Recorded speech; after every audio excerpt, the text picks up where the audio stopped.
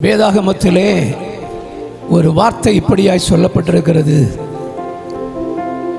எலியா எடுத்துக்கொள்ளப்படுகிற நேரத்தில் எலிசா சொல்லுகிறான், இஸ்ரவேலுக்கு இரதமும் குதிரை வீரருமாய் இருந்தவரே என்று சொல்லி புலம்பினான் என்று சொல்லி வாசிக்கிறோம். உண்மையாகவே கர்த்தருக்குள் நித்திரை அடைந்திருக்கிற என்னுடைய அத்தானும் எங்கள் குடும்பத்திற்கு அவர் ஒரு இரதமாகவும் குதிரை வீரருமாக இருந்தவர் இன்றைக்கு எங்களோடு இல்லை. ஆனால் அவரை அழைத்து வேறுபரித்து கர்த்தருடைய நாமத்தில் நிலைநிறுத்தின இயேசு எங்களோடு கூட உண்டு என்ற ஒரு நம்பிக்கையை உங்கள் மத்தியிலே சொல்ல விரும்புகிறேன்.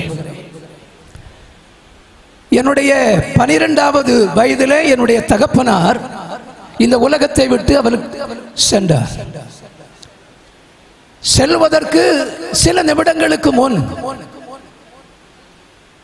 என் தகப்பனார் என்னுடைய அத்தானை அழைத்து அவருடையதான கரத்திலே என்னுடைய கரத்தை கொடுத்து சொன்ன ஒரு வார்த்தை இன்றைக்கும் என்னுடைய மனதிலே அது ஞாபகத்தில் இருக்கிறது. என்ன சொன்னார் என்றால், இவனை ஒரு நல்ல ஊழியக்காரனாக நீங்கள் உருவாக்கி விட வேண்டும். 12 ஆண்டுகள் என்னுடைய தகப்பனும் தாயும் என்னை வளர்த்தார்கள்.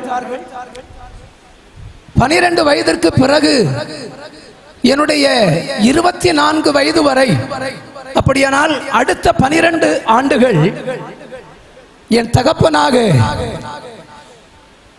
என்னை நடத்துகிற மெண்டராக எனக்கு நல்ல ஆலோசனைகளை ஊழியத்திற்கென்று குடும்ப வாழ்க்கைக்கென்று கொடுத்த வேறொரு யாரும் அல்ல, என்னுடைய அத்தான் தான். அதை நான் ஒவ்வொரு நாளும் நான் நினைப்பேன். இன்னைக்கு ஆண்டவர் என்னை பஞ்சாபிலே கர்த்தருடைய ஊழியத்தில் வைத்திருக்கிறார். நான் ஒரு மிஷனரியாக போக வேண்டிய விருப்பம் உள்ளவன் அல்ல. கர்த்தர் என்னை ஒரு மிஷனரியாக அழைத்தார். ஒப்பு கொடுத்தேன். குடும்பத்தில் உள்ள அத்தனை பேரும், அன்றைக்கு தென் பிரதேசத்தில் இருந்த அத்தனை ஊழியர்களும் என்னை டிஸ்கரேஜ் பண்ணினார்கள். போகாத, அங்க என்ன எடுக்க போற, நீ அங்க உனக்கு பாசியே தெரியாது, நீ அங்க போய் என்ன செய்வ, அப்படி என்று சொல்லி டிஸ்கரேஜ் பண்ணாங்க. ஆனால் என்னுடைய அத்தான் அவர்கள் தான் என்னை கூப்பிட்டு சொன்ன ஒரு வார்த்தை இன்றைக்கு என் மனதில் நிற்கிறது.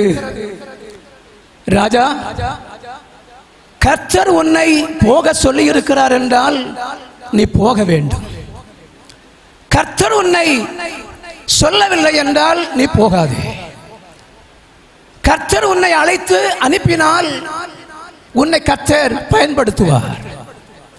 அவர் அழைக்காமல் நீயாக சென்றால் நீ வெட்கப்பட்டு திரும்பி வர வேண்டி இருக்கும் என்ற வார்த்தை என்னோடு சொன்னபோது நான் சொன்னேன், கர்த்தர் என்னை நேரடியாக வட இந்தியாவுக்காக அழைத்திருக்கிறார். உடன் அவர் சொன்னது, போ, கர்த்தர் உன்னோடு கூட இருப்பார்.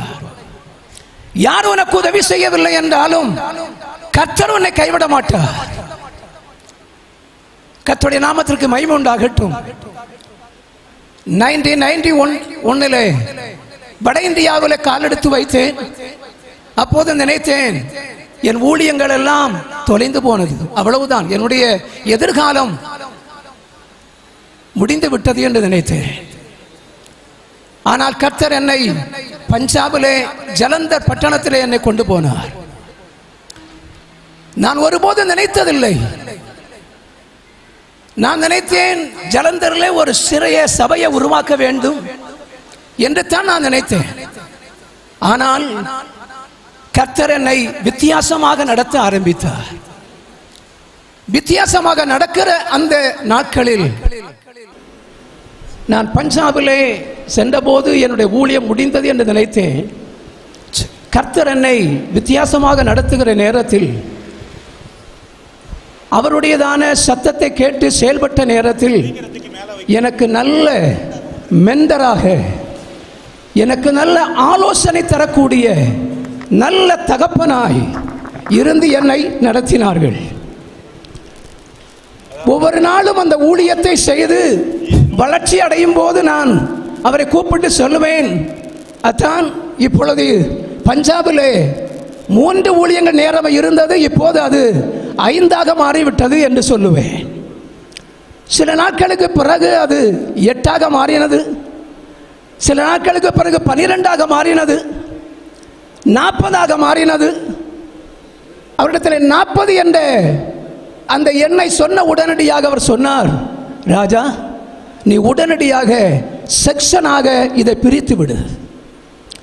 அவர் சொன்ன ஆலோசனையின் அடிப்படையிலே பஞ்சாப் ஊழியத்தை ஒவ்வொரு நாளும் செய்ய ஆரம்பித்தேன்.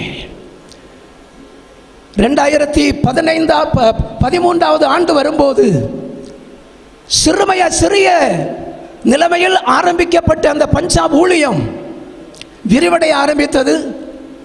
108 ஊழியங்களை கொண்ட ஒரு நல்ல பிரதேசமாக கர்த்தர் அதை மாற்றினார். நான் சொல்லுவேன், என்னுடைய அத்தான் இந்த சதேன் டிஸ்ட்ரிக்ட்டுக்கு மாத்திரம் அவர் வீரராய் இல்லை, அவருடைய ஆலோசனைப்படியாய் என்னுடைய ஒவ்வொரு ஸ்டெப்பை நான் வைத்து அவர் என்ன செய்தாரோ அதை நான் பஞ்சாபிலே செய்ய வேண்டும் என்ற ஒரு தீர்மானத்தோடு கூட செய்ய ஆரம்பித்தேன். கர்த்தர் ஊழியங்களை வளர செய்தார். ஹல்லேலூயா. இங்கே அவர் பைபிள் காலேஜ் ஆரம்பித்தது எனக்கு ஞாபகத்தில் உண்டு. எப்படி ஆரம்பித்தார் என்று எனக்கு தெரியும்.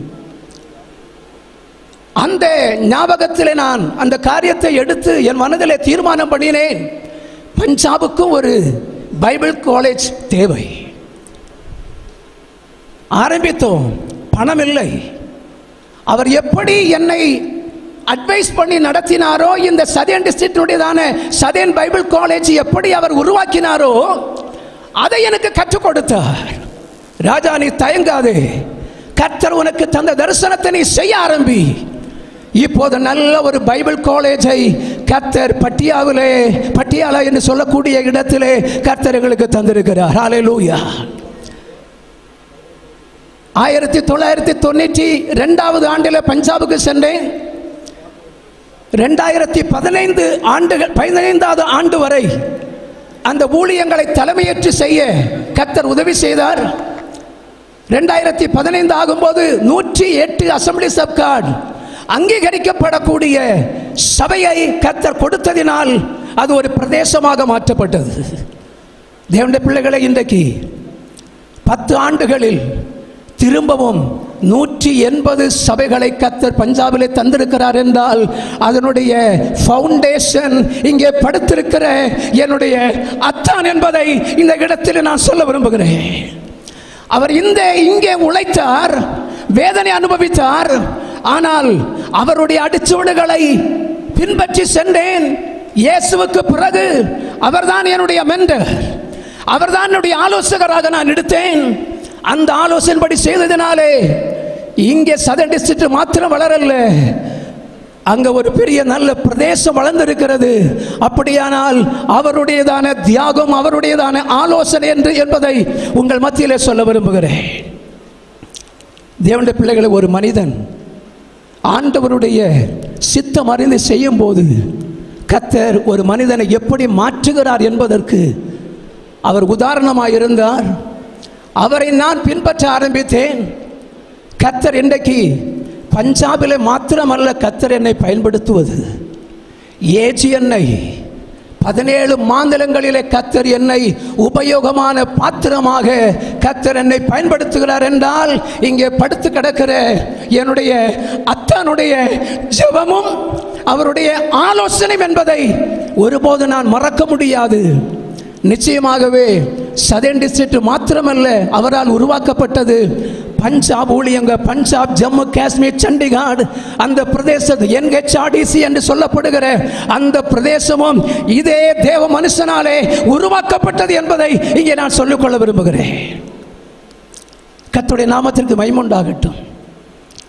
ஒரு காரியத்தை கூட சொல்லி நான் முடிக்க விரும்புகிறேன். இன்றைக்கு அவர் தேவனுடைய ராஜ்யத்திலே நம்பிக்கை வைத்த தேவ ராஜ்யத்திலே போய்விட்டார். ஆனால் பஞ்சாபிலே ஆயிரக்கணக்கான விசுவாசிகள் ஒவ்வொரு சபைகளிலும் ரட்சிக்கப்பட்டு ஞானஸ்நானம் எடுத்து சபைக்கு வந்து கொண்டிருக்கிறார்கள், இன்னும் வரப்போகிறார்கள். அதனுடைய பலன் தேவனுடைய மனுஷனால் உண்டாக்கப்பட்டது என்பதை சொல்லி நான் இங்கே நிறைவு செய்ய விரும்புகிறேன். நிச்சயமாகவே இந்த குடும்பத்துக்காக ஜெபியுங்கள். கர்த்தர் என்னுடைய மூத்த அக்காவுக்கு நல்ல 2 ஆண் பிள்ளைகளை, கர்த்தருடைய ஊழியத்தை செய்யக்கூடிய, அபிஷேகத்தோடு செய்யக்கூடிய ஆண் பிள்ளைகளை கொடுத்திருக்கிறார். மாத்திரமல்ல, 5 மருமக்களையும் ஆண்டவர் கர்த்தருடைய ஊழியத்திற்கென்று அவர்கள் செயல்பட கர்த்தர் கொடுத்திருக்கிறார். இப்பொழுது ஒரு பெரிய சேனையாக மாறிவிட்டது. இந்த சேனை இந்தியாவினுடைய எழுப்புதலுக்காக இவர்களை கர்த்தர் பயன்படுத்த போகிறார். ஹல்லேலூயா. சில வேளை நான் சொல்லும் போது நீங்கள் அற்பமாய் எண்ணலாம். இல்லை, அன்றைக்கு நானும் அற்பமாகத்தான் எண்ணினேன். கர்த்தர் இன்றைக்கு மகிமைகளை செய்யும் போது நினைவு கூறுகிறேன், கர்த்தரால் அதை செய்ய முடியும் என்பதை. வரக்கூடிய இந்தியாவுடைய எழுப்புதல் இவருடைய குடும்பத்திலிருந்து, இவருடைய தலைமுறை எத்தனை ஊழியர்களை உருவாக்கினாரோ அவரை கொண்டு கர்த்தர் இந்தியாவை அசைக்க போகிறார் என்று சொல்லி என்னுடையதான வார்த்தையை நான் முடிக்கிறேன். கர்த்தர் தாமே ஆசீர்வதிப்பாராக. எங்களுக்காகவும் அவருடைய குடும்பத்திற்காகவும் ஜெபிக்க கேட்டுக்கொண்டு நான் முடிக்கிறேன். கர்த்தர் தாமே உங்களை ஆசீர்வதிப்பாராக. ஆமென். Thank you pastor.